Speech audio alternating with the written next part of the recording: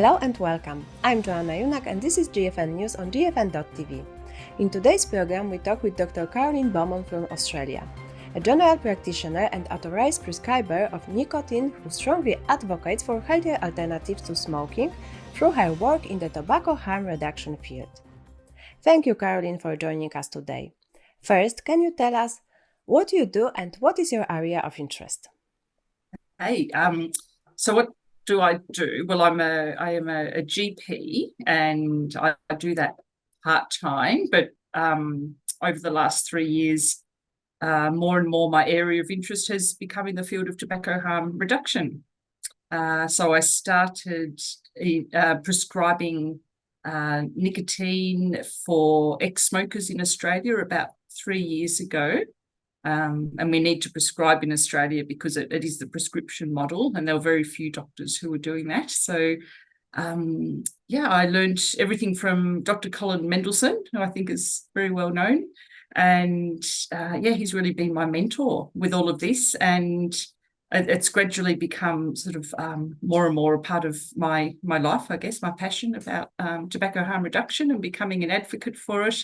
And so now I've cut down my normal GP hours quite considerably and spending more time with this and also creating education programs.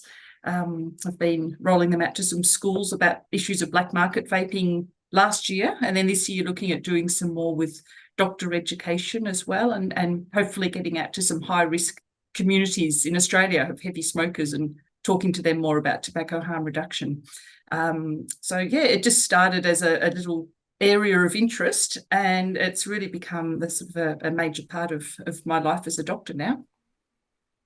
You focus on helping the people who need reduced risk products the most, whatever their gender. Could you tell us more about the difficulties smokers face when trying to quit, especially if they don't have access to nicotine vapes? Yes. There's so many difficulties, and until I started working in this area, I had no appreciation of it whatsoever, because I'm a non-smoker myself, and we're never really taught the complexities of this in medical school. But I guess, in terms of the big difficulties, firstly, it's generally something that they've started when they were a teenager, usually because of curiosity. Everyone else is doing it, growing up in a with a smoking background. So they've just had years of exposure to it, first of all, and then it becomes habitual. It becomes, part of their life, their social group, that, smoking environments are the norm for them. So that becomes a barrier to quitting. And then as much as they want to quit, the realities of how strong nicotine addiction is, just becomes so hard to sort of get past them, I guess, for them. And they'll have tried the nicotine replacement therapies, so they'll usually have given a good go with the patches. You've got the gums, the inhalers, the mists, those sorts of options.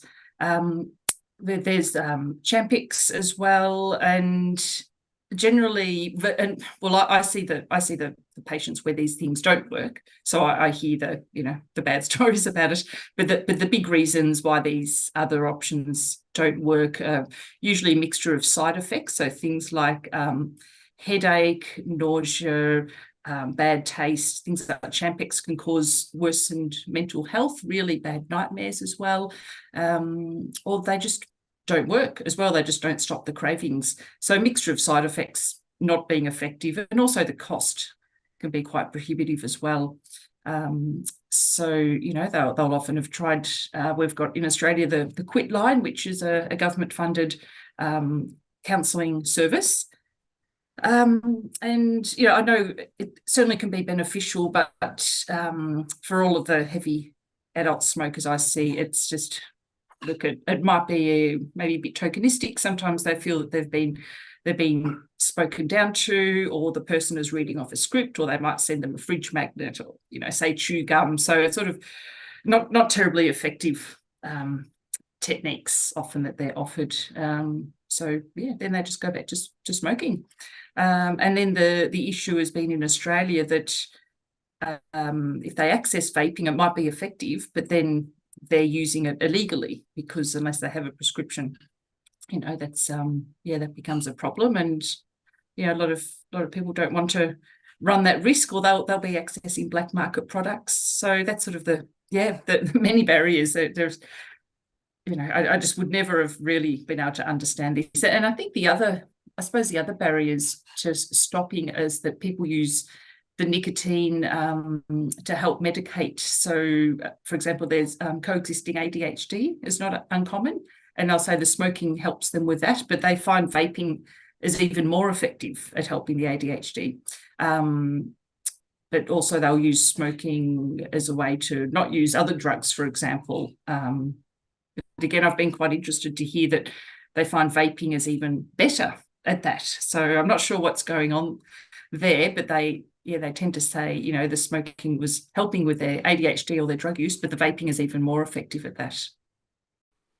You provide nicotine scripts for adult smokers. Can you tell us more about this project? Yeah, so it's through telehealth. So it's an online service, and so it'll be people from all around Australia, and they book the consult with me, and then they access a questionnaire, and that's quite comprehensive. And I've developed that. I keep tweaking it as I learn more and more about the sorts of questions and subtleties of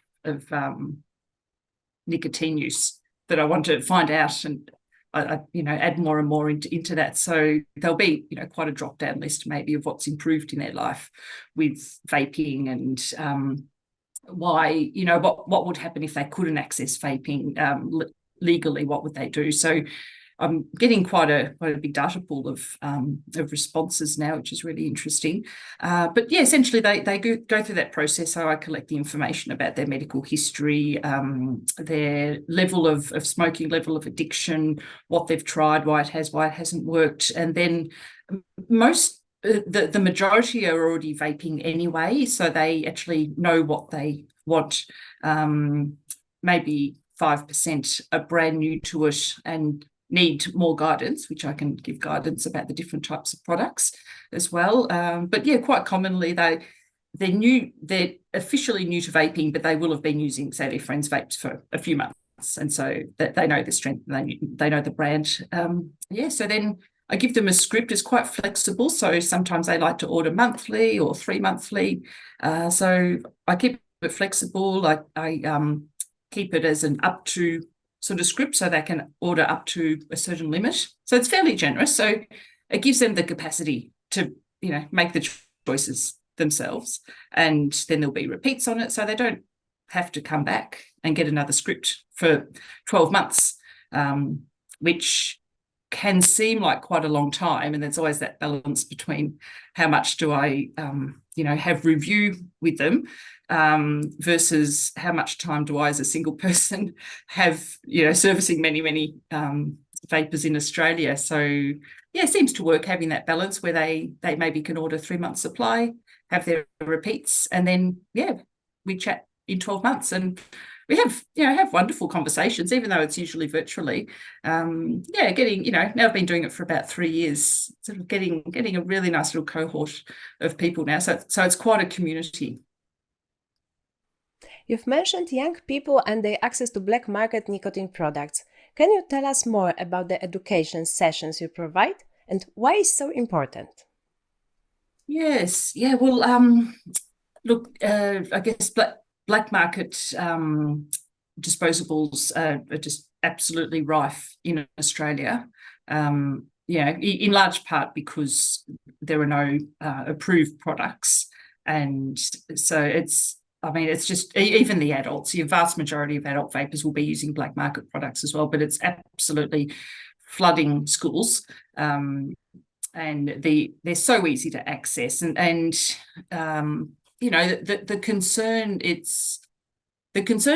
to me, it's not so much that it's going to turn a generation of youth into smokers, because the data just does not suggest that at all. But the concern is that they're accessing, very poor quality, poorly regulated poor electrical, the electrical hazards in these devices are quite scary. So there's just nothing regulated about these products. So the education program started more talking just about vaping itself and the issues with vaping, but it started to focus more and more on the black market aspect of that, because to me that's the bigger problem, really. And I used to be a teacher many years ago, so I've always enjoyed working in schools. I love working with kids, and I just saw this as an area that, hey, I can bring my two interests sort of together. So it's just something that I trialed at my daughter's secondary school, much to her embarrassment. There's mum up there, so I should run away and hide. But I just started trialing it, and the principal was really interested. Then I gave a parents' information evening, and then spoke to some Year 9 students and some of the Year 7s. And it's just been a sort of an evolving process. So I've probably presented to about 6 local schools now, and I guess in terms of this year, I'm not sure how much I'll focus on that, because I am wanting to get more education towards GPs and adults at high risk of smoking.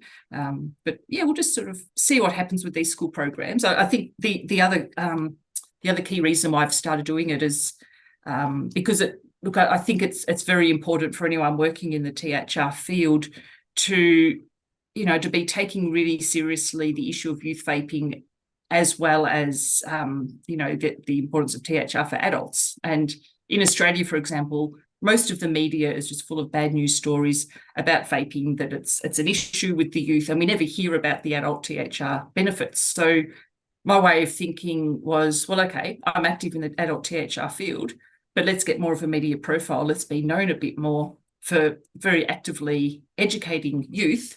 And then they might be more likely to listen also to my other message about adult THR. So I'm trying to do my bit to make the whole conversation, I guess, not about either youth vaping issues or adult THR, but part of a whole, important spectrum, which is about we need to have good, safe, regulated, approved products that adults can access easily, which will also help prevent a black market for youth. So that's my ideal.